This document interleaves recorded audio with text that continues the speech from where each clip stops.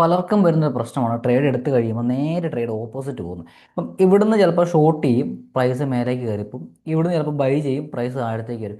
ഈ ഒരു സമയത്ത് എന്താണ് ചെയ്യേണ്ടത് എന്നുള്ള കാര്യമാണ് ഞാൻ പറയുന്നത്. നമ്മളൊരു ട്രേഡ് എടുത്തു കഴിഞ്ഞാൽ അത് നേരെ നമ്മുടെ ഓപ്പോസിറ്റ് പോകുന്ന ഒരു സിറ്റുവേഷൻ വരും. ആ സിറ്റുവേഷൻ വരാതിരിക്കാനായിട്ട് നമുക്ക് എന്തൊക്കെ കാര്യങ്ങൾ ചെയ്യാം, ചാർട്ടിനെ എങ്ങനെയാണ് നമ്മൾ കാണേണ്ടത് എന്നുള്ള കാര്യം ഞാൻ നിങ്ങൾക്ക് പറഞ്ഞത്. നിങ്ങൾ ബൈ എടുക്കുവാണെങ്കിൽ നിങ്ങൾക്ക് ഫസ്റ്റ് വെക്കാൻ പറ്റുന്ന ടാർഗറ്റ് എന്ന് പറയുന്നത് ഈ ഏകദേശം നിൽക്കുന്ന ഈ 33-26 എന്ന് പറയുന്ന ലെവലാണ് ടാർഗറ്റ് വെക്കാനായിട്ട് പറ്റും. എന്നാൽ നിങ്ങൾ ഷോർട്ട് ചെയ്യുമ്പോൾ നിങ്ങൾക്ക് ടാർഗറ്റ് വെക്കാൻ പറ്റുന്ന ഏരിയ എന്ന് പറയുന്നത് 32.92 എന്ന് പറയുന്ന ഈ ഒരു ലെവലുമാണ് ടാർഗറ്റ് ചെയ്യാനായിട്ട് പറ്റുക. പ്രൈസ് നിൽക്കുന്ന എവിടെയാണ്? പ്രൈസ് ഈ ഒരു രണ്ട് ലെവലിൻ്റെ ഉള്ളിൽ തന്നെയാണ് നിൽക്കുന്നത്. നിങ്ങൾ ഇവിടെ ചെയ്യേണ്ട കാര്യം ഞാൻ പറഞ്ഞുതരാം. നിങ്ങൾ ബൈ എടുക്കാനാണ് ഉദ്ദേശിക്കുന്നത്, നിങ്ങളുടെ മനസ്സിൽ ഒരു ബൈ ട്രേഡാണ് പ്ലാൻ ചെയ്യുന്നതെങ്കിൽ നിങ്ങൾ ചെയ്യേണ്ടത് പ്രൈസ് ഈ ഒരു ലോയിലേക്ക് ഇറങ്ങി വരാനാണ് നിങ്ങൾ നോക്കേണ്ടത്. ഈ ഒരു ലോയിലേക്ക് ഇറങ്ങി വന്നു കഴിഞ്ഞാൽ ഈ ഒരു ലെവൽ നമുക്ക് ടാർഗറ്റ് വെക്കാം.